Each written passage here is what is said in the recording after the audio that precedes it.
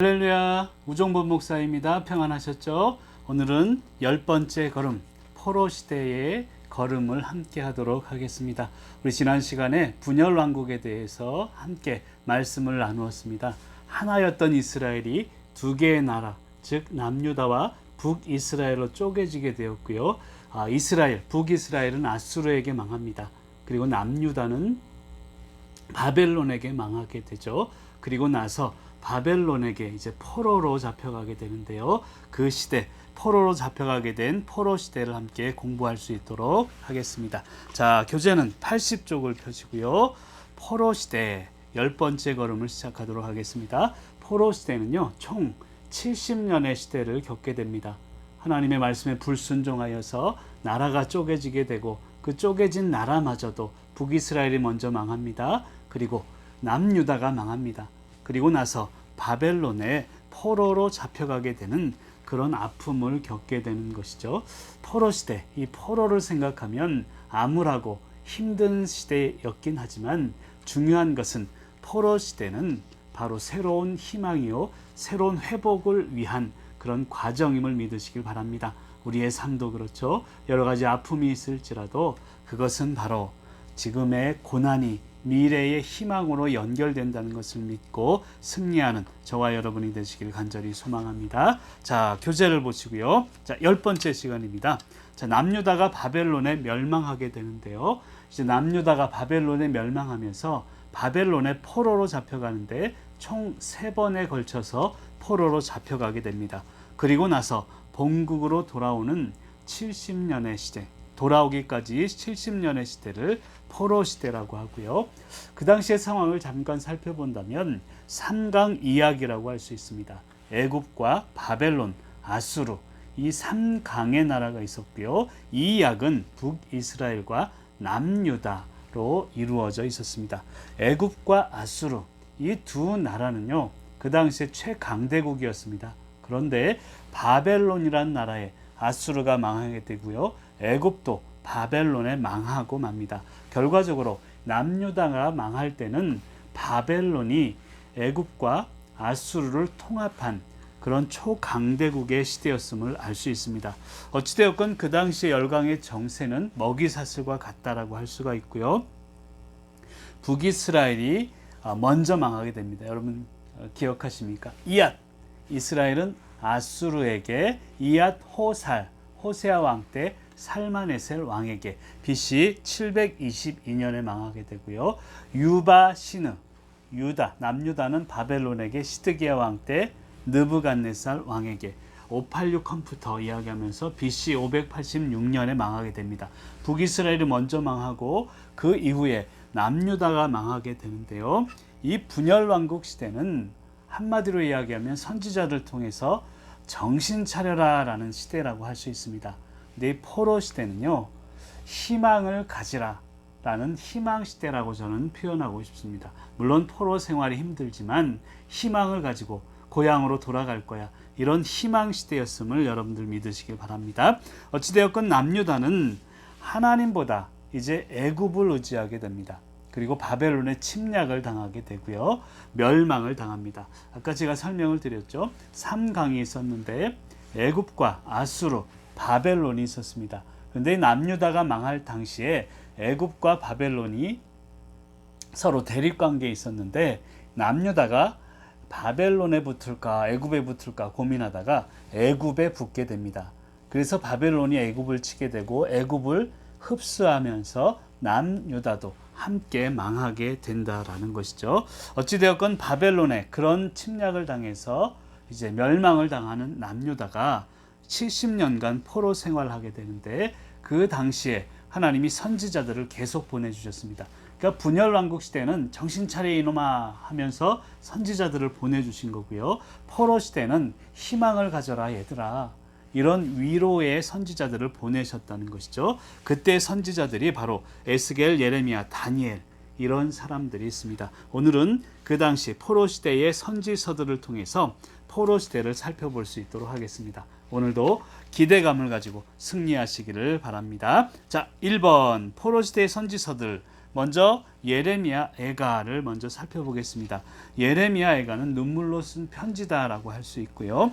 예레미야와 예레미야 애가의 기록 시기를 좀 살펴보겠습니다. 예레미야의 기록 시기는 여호야김 4년 BC 605년이고요. 예레미야 애가의 기록 시기는 BC 586년 이후 정확하게는 알 수 없습니다만 결론적으로 예레미야 애가는 남유다가 멸망한 이후에 쓰여진 것이고요. 예레미야는 남유다가 멸망하기 전에 쓰여진 것입니다. 그러다 보니까 예레미야 애가의 내용은 예루살렘이 이제 멸망했거든요. 이스라엘이 멸망하고 예루살렘 성이 함락이 되고 말았습니다. 그래서 예루살렘 성에 장례를 노래하는 그런 내용으로 담겨져 있고요. 구약 성경 중 아마 가장 힘들고 슬픈 내용을 담고 있다라고 해도 과언이 아닙니다. 웅장했고 화려했던 예루살렘 성이 바벨론에 의해서 학살됩니다. 황폐되어 버리죠. 이것을 5편의 애가를 통해서 슬픔을 노래하고 있다는 것이죠. 근데 예레미야 애가의 핵심은 슬픔에 있지 않습니다. 슬픔을 노래하고 있지만 그런 슬픔 속에서도 하나님의 선하심, 인자하심을 통해서 반드시 회복하게 하실 거야. 이런 믿음을 이야기하고 있다는 것이죠. 그래서 예레미야 애가의 중심이라고 하면 3장 23절 주의 성실이 크도소이다. 여러분 포로 시대에 얼마나 힘들었겠습니까? 그럼에도 불구하고 주님의 성실하심이 큽니다. 이러한 것을 노래할 수 있는 믿음을 지니시기를 간절히 소망합니다. 자, 그 다음 페이지 81쪽으로 넘어가서요. 예레미야 애가 숲 길잡이를 살펴보겠습니다. 시대는 역시 포로 시대고요. 여러분 예레미야 애가의 그런 구조적인 형식을 좀 살펴볼 필요가 있는데요. 1장, 2장, 3장, 4장, 5장까지의 내용으로 살펴볼 수 있는데 각 장마다 특이한 것은 22절로 되어 있습니다. 물론 3장은 66절로 되어 있는데요. 그게 22절, 22절, 22절 세 개로 또 구성이 되어 있습니다. 그러니까 1장, 2장은 22절, 22절, 3장은 22, 22, 22절 중점적으로 달아져 있고요. 4장 22절, 5장 22절인데요. 왜 제가 22절을 강조하냐면 히브리어 알파벳 숫자가 22개입니다. 그러니까 이 예레미야 애가는요.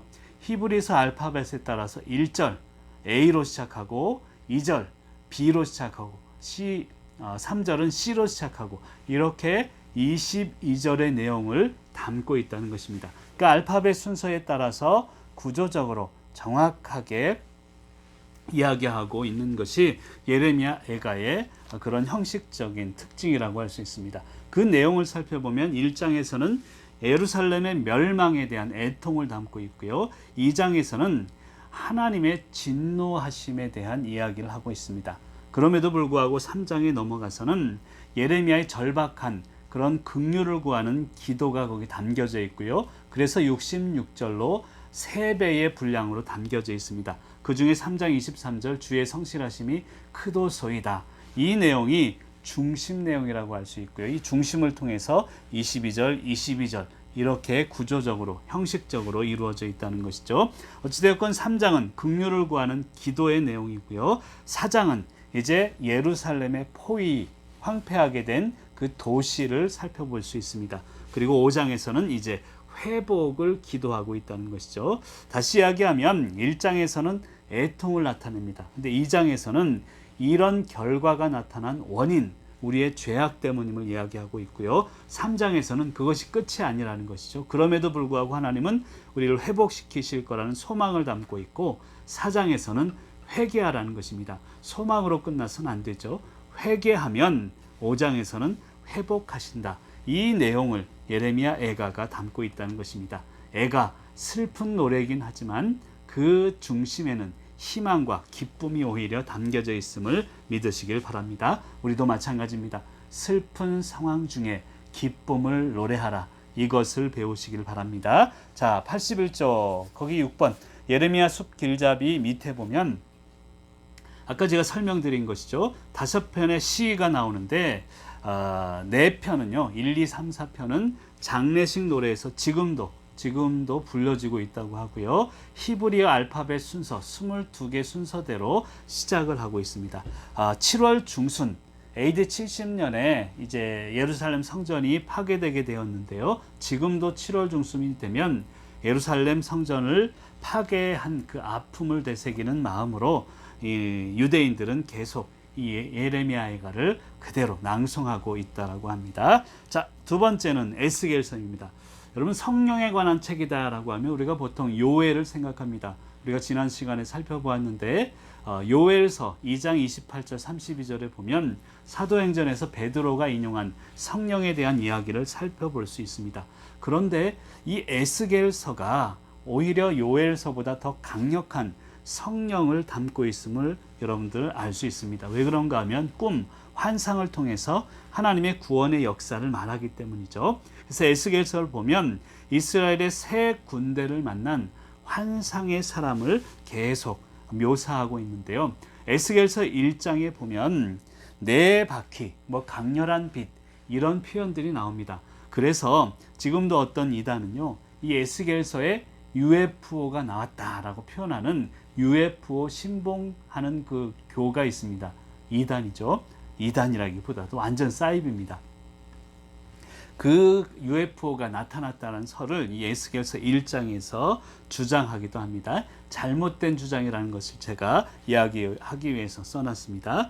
자, 하나님의 영광이죠. 하나님의 영광을 우리가 어떻게 표현할 수 있을까? 그것을 가지고 강렬한 빛으로 표현한 우리 인간의 한계일 뿐이라는 것이죠.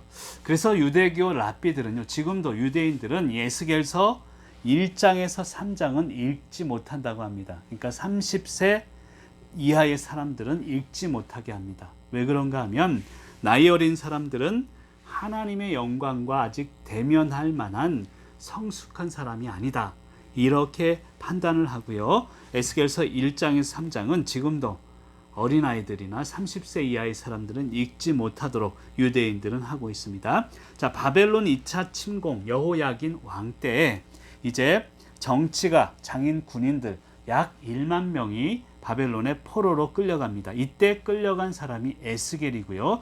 당시 나이가 20대 중반이었습니다. 그러니까 20대 중반의 나이에 전쟁을 보았죠. 참혹함, 비참함을 직접 보았다는 것이죠. 그때의 마음이 에스겔서에 그대로 표현되어 있다라고 표현할 수 있습니다. 에스겔은 부시의 아들 제사장 가문의 출신이었고요.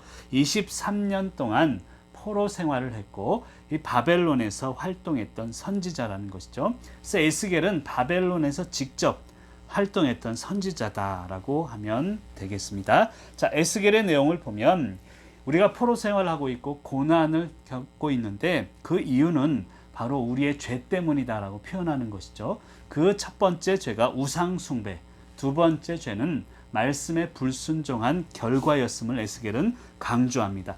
그래서 회개하면 언젠가 흩어진 마른 뼈가 새롭게 되는 것처럼 하나님도 우리를 살리실 것이다, 이런 확신과 소망을 기록하고 있다는 것이죠. 그래서 에스겔 하면 마른 뼈 환상이 우리가 딱 생각나지 않습니까? 마른 뼈, 지금의 포로의 생활 가운데 하나님이 마른 뼈에 새로운 생기를 부어주셔서 새롭게 살아날 것을 이야기하고 있다는 것이죠. 자, 81쪽 밑에 보면 숲 길잡이가 있습니다.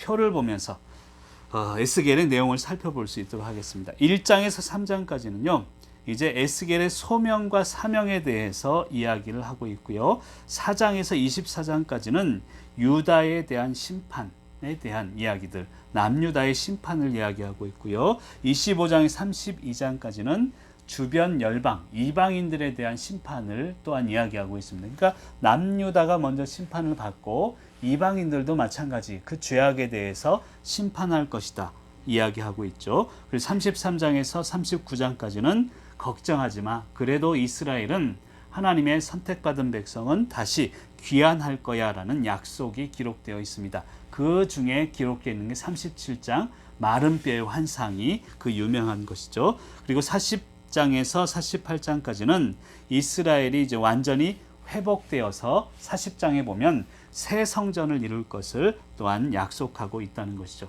이 에스겔서는요, 포로 시대의 선지서이긴 하지만 에스겔이 이제 분열 왕국 시대부터 포로 시대로 넘어가는 그때 과정들을 쓴 글이다라고 할 수 있다는 것입니다. 자, 82쪽으로 갑니다. 에스겔서의 특징이 있습니다. 묵시문학이라고 하죠. 묵시문학은 뭐냐면 꿈과 환상을 통해서 하나님의 구원 역사를 표현하는 그런 묵시문학이다라고 할 수 있습니다.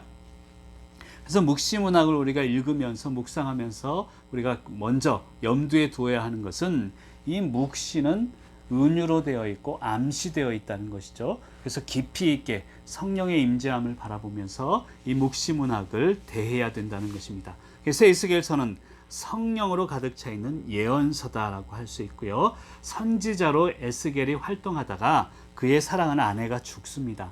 그리고 이 아내의 죽음을 이야기하면서도 아내의 죽음이 예루살렘 멸망을 예언하는 상징적인 의미로 사용되기까지도 합니다.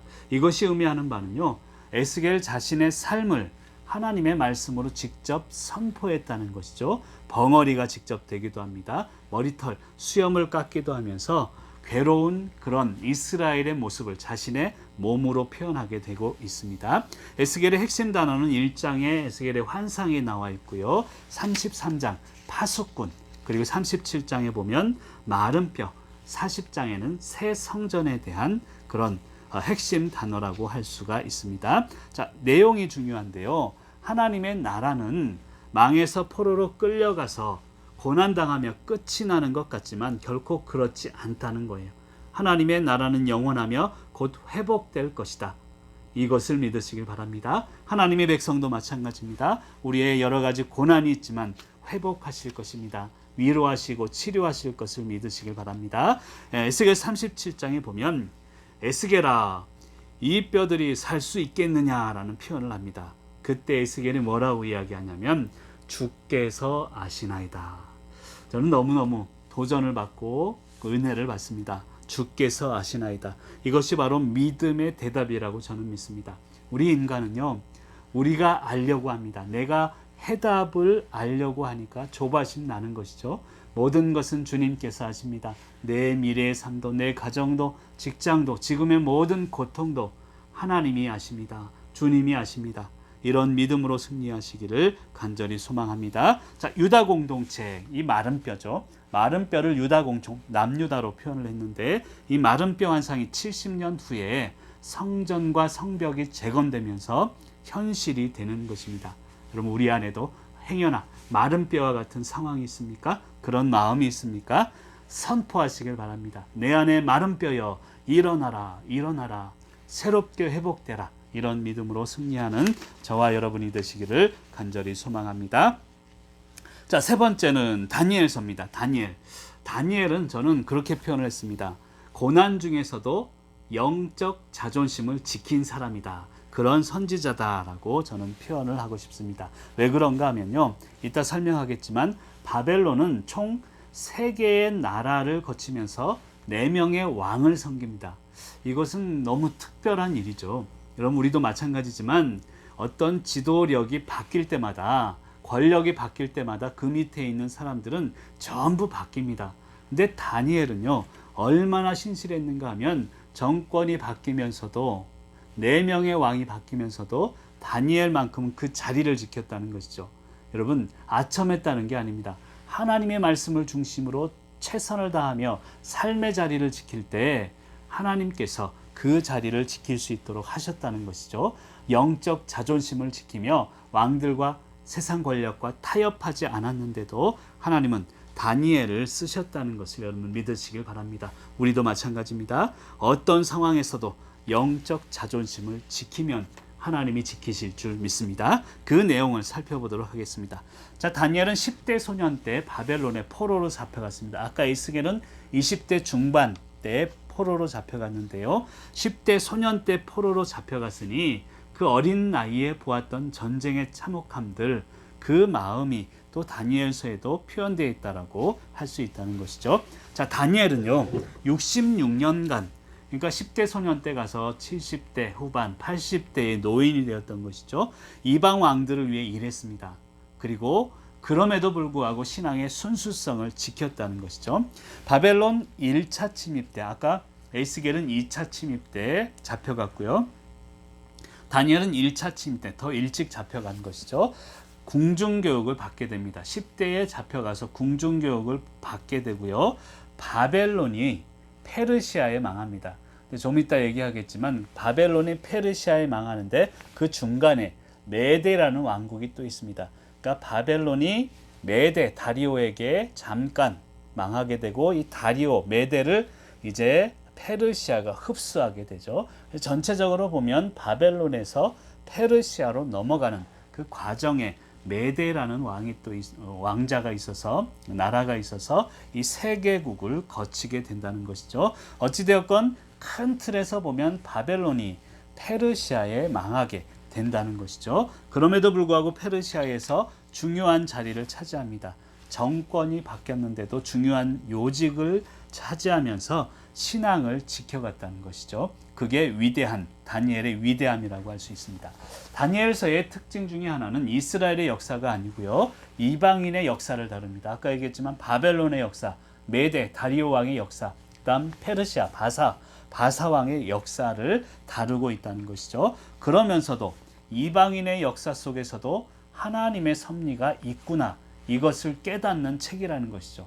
여러분, 우리가 신앙인으로서 잘못 생각하고 있는 것 중에 하나는 하나님은 우리 믿는 자들만 사랑하신다라는 것입니다. 그런데 하나님은 믿지 않는 사람들도 사랑하신다는 것이죠.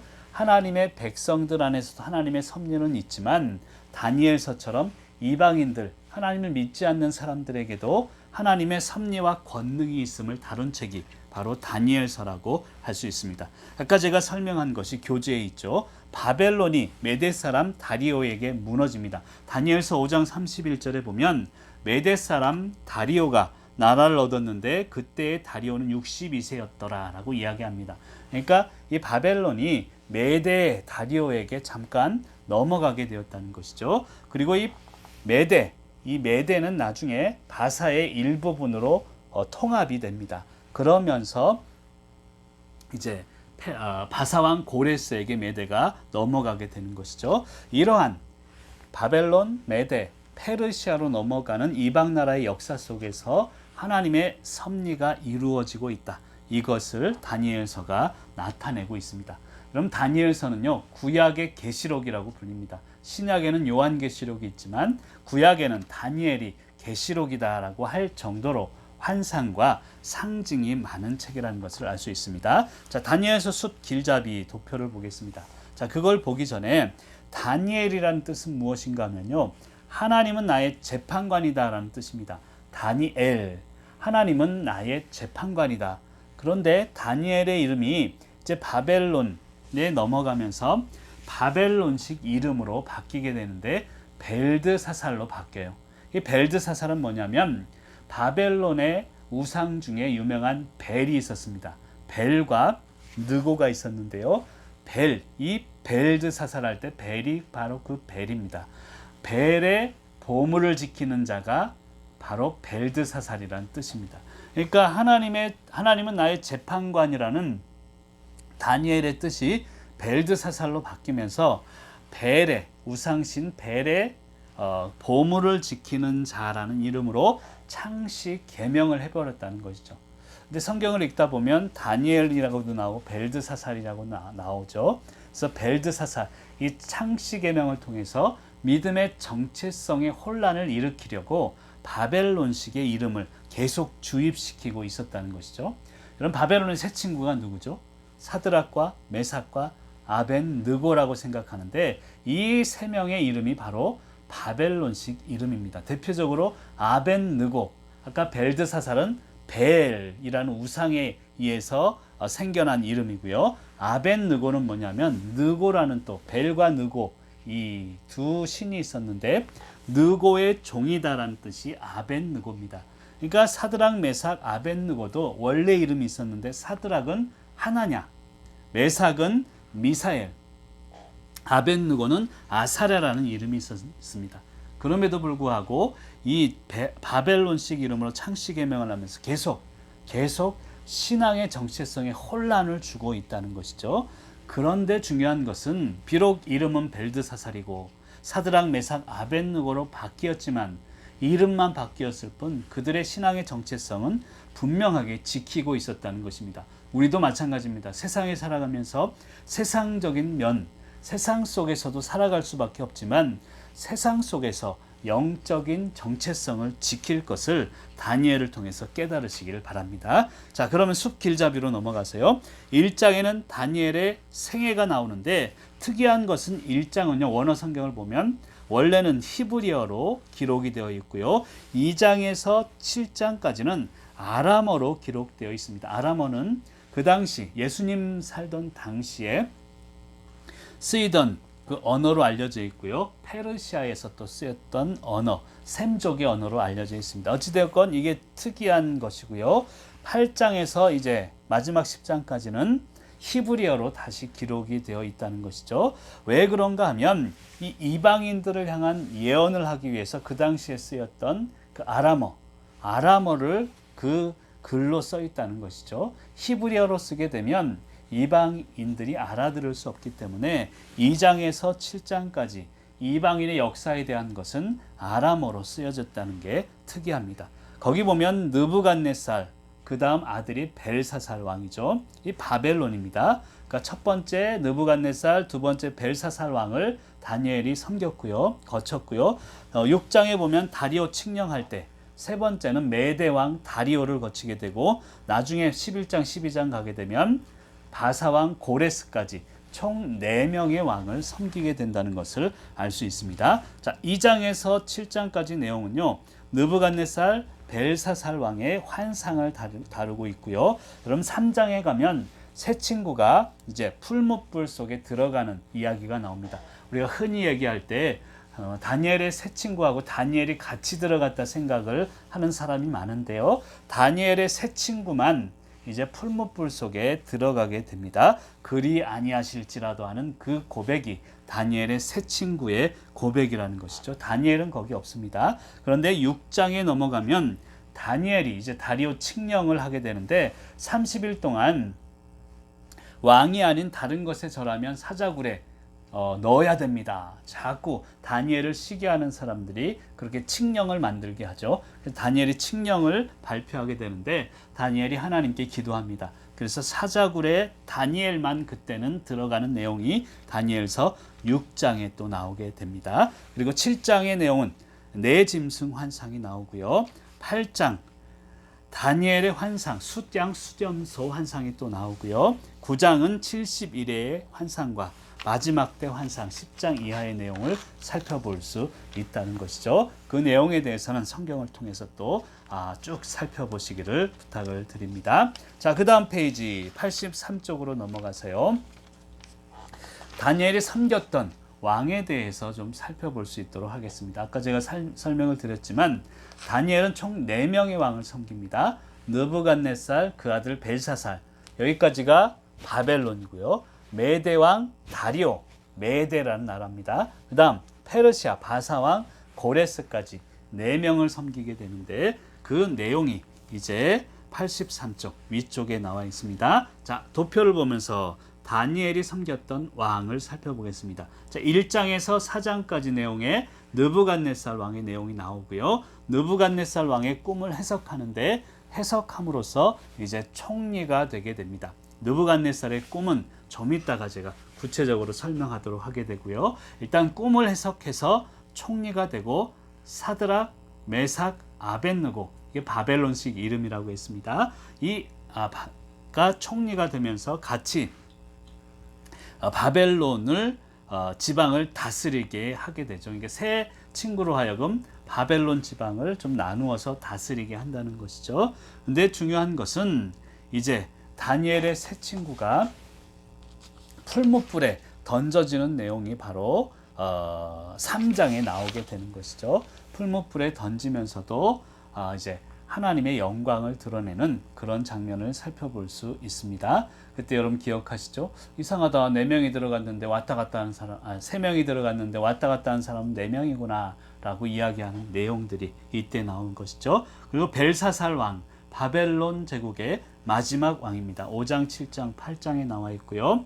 연회를 베풀게 되죠. 이제 연회를 베풀면 1000명을 이제 초청을 해서 연호를 베푸는 중에 이제 글씨가 벽에 쓰여지게 되는데 이따 설명을 드릴게요. 바벨론의 최후를 알려주게 되는 그 왕이 이 벨사살 왕이고요. 그 다음에 메대 왕 다리오 왕 때 이제 아까 얘기했던 다니엘이 사자굴에 던져지는 게 이 다리오 왕 때입니다. 6장 9장에 나오게 되고요. 그러니까 새 친구는 바벨론 시대에 이제 풀무불에 던져진 것이고 정권이 바뀌어서 메대 왕 다리오 시대 때 다니엘은 사자굴에 던져진다는 것입니다. 그리고 고레스 왕 10장에서 12장에 나와 있고요. 바사 지금 페르시아를 이야기합니다. 유다 백성들을 예루살렘 성전 재건을 위해서 돌려보내라는 조서를 내리게 되는 그런 역사적으로 유명한 일을 하게 되는 고레스 왕까지 느부갓네살, 벨사살, 다리오 그 다음에 고레스 왕까지 다니엘이 섬기게 되는 것입니다. 여기서 우리가 깨달아야 되는 것은 정권이 바뀌었는데도 다니엘은 자기의 자리를 지킬 수 있었던 것은 영적인 자존심이요 하나님을 향해서 믿음을 지켰던 결과라는 것을 알 수 있습니다. 그럼 사람을 의지하면요 사람이 변하면 사람이 바뀌면 바뀌게 돼 있어요. 하나님을 의지하면 절대 변하지 않습니다. 그것을 믿고 승리하시기를 간절히 소망합니다. 잠깐 쉬고 또 이어가겠습니다.